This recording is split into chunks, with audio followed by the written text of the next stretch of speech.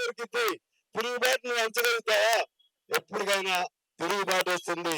ఖచ్చితంగా ఈ దేశంలో తిరుగుబాటు రావాలి, వస్తుందని మేము కోరుకుంటున్నాం. ఎందుకనంటే 8,000 రూపాయలతో బతుకుతారా వాళ్ళు? 3,000 రూపాయలతో బతుకుతారా? ఇటువంటి వాళ్ళు కొన్ని కోట్ల మంది ఉన్నారు. వాళ్ళకి ఇంకా ఆశ ఎప్పుడైనా పర్మనెంట్ అవుతామేమో, ఇంకేమైనా వస్తుందేమో అని ఆశతో నేను కరీంనగర్ సిరిసిల్ల వెళ్ళాను. ఆమె కాలంతా కాలిపోయింది. ఏదో పెద్ద మధ్యాహ్న భోజనం వంట చేసే పాత్ర పడి రూపాయి సహాయం చేసిన వాళ్ళు లేరు వాళ్ళకి. గవర్నమెంట్ వాళ్ళు పట్టించుకోరు. వెట్టి చాకరీ, బానిసత్వం. ఆ ప్రభుత్వం ఈ ప్రభుత్వానికి తేడా లేదు. నేను ఏ ప్రభుత్వం అయినా సరే ఒకటే. అందువల్ల మనం కమ్యూనిస్టులుగా వాళ్ళందరూ ఒక చోటుకు చేరాం. చాలా సంతోషంగా ఉంది. అందులో చంద్రకుమార్ గారు లాంటి వాళ్ళు, హరగోపాల్ గారు లాంటి వాళ్ళు, కోదండరామ్ గారు లాంటి వాళ్ళు, మేధావులు అందరూ కూడా ఇక్కడికి చేరారు. చాలా సంతోషంగా ఉంది. అసలు వాళ్ళకే అవసరం అండి. చంద్రకుమార్ గారు హాయిగా రిటైర్ ఇంట్లో పడుకోవచ్చు కదా. హరగోపాల్ గారు హాయిగా పడుకోవచ్చు కదా. కోదండరామ్ గారు అంటే కొద్దిగా ఇంకా రాజకీయాల్లో ఉన్నారు. మా నారాయణమూర్తి గారికి ఏం అవసరం? ఈయన కూడా జైలు కొట్టచ్చు అధికారులు ఎవరింటారు. వాళ్ళకి ఏం అవసరం అంటే మంచిని కోరే వాళ్ళు ఇంకా వందల వేలు లక్షల కోట్ల మంది ఈ దేశంలో ఉన్నారు. వాళ్ళకి ప్రతినిధులు వీళ్ళు.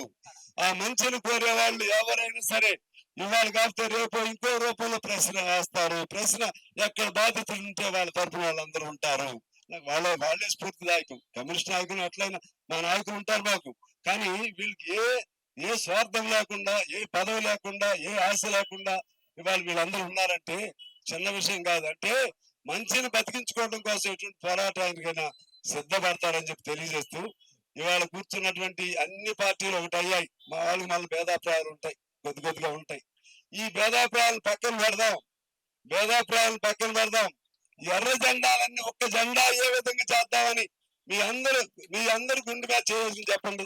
ఎర్ర జెండా ఒకటి అవ్వాలా లేదా? అవ్వాలనే వాళ్ళందరూ చేతులు లేకుండా దయచేసి అవ్వాలనే వాళ్ళందరూ. ఇది ప్రజల కోరిక. మనమేమో లెక్కలు వేసుకుంటాం. ఈ గీటు దాటితే అది, ఆ గీటు దాటి ఇది, ఈ గీటు దాటి ఎందుకు ఇంకా గీతలు వద్దు మనకి. అందరూ ఒకటి అవుదాం. అందరూ ఒకటైతే అమిత్ షా అంతా, నరేంద్ర మోడీ అంతా ఎర్రకోట మంది అవుతుంది. ఎర్ర జెండానే మంది అవుతుంది. పేద ప్రజలందరికీ స్వేచ్ఛా జీవితాలు వస్తాయని చెప్పి తెలియజేస్తూ ఇవాళ ఇటువంటి మంచి కార్యక్రమం తలపెట్టండి. మేము ఖచ్చితంగా కమ్యూనిస్టులుగా మీకు పూర్తిగా మేము మద్దతు ఇస్తాం. నాకు సంతోషంగా ఏంటంటే కగారు ఆపరేషన్ మొదలైన వెంటనే అఖిల పక్షం నేను సిపిఐ తరఫున పిలిచాం. పెద్ద ఎత్తున వీళ్ళందరూ వచ్చారు. ఆనాటి నుంచి ఈనాటి వరకు ప్రతి ఒక్కరు వాయిస్ వినిపిస్తున్నారు. ఇంకా వినపడాలి. ఇది ఢిల్లీ పురవీధులు మన లెటర్ కూడా రాశారు మన నాయకులందరూ. ఈ విధంగా ఢిల్లీలో కూడా ఇవాళ నేను సిపిఐగా మా వాళ్ళకి అప్పీల్ పెడితే అన్ని జిల్లాల నుంచి కూడా ముఖ్యులు వచ్చారు. నాకు చాలా సంతోషంగా ఉంది. ఏదో హైదరాబాద్ విషయం అనుకోలేదు. వీళ్ళంతా చాలా మంది మహిళలందరూ కూడా కండవాలు వేసుకుని మరి వచ్చారు. చాలా మంది వచ్చారు. మన అన్ని జిల్లాల నుంచి కూడా వచ్చారు. కరీంనగర్ వాళ్ళు వచ్చారు, ఖమ్మం వాళ్ళు వచ్చారు. అన్ని జిల్లాల నుంచి నాకు కనపడుతున్నారు. వరంగల్ వాళ్ళు వచ్చారు. అన్ని జిల్లాల నుంచి. ఈ స్పిరిట్ కావాలి, ఈ స్పందన కావాలి. ఇది ఢిల్లీకి వెళ్ళాలి. మా నారాయణ గారు కూడా ఇక్కడ ఉన్నాడు.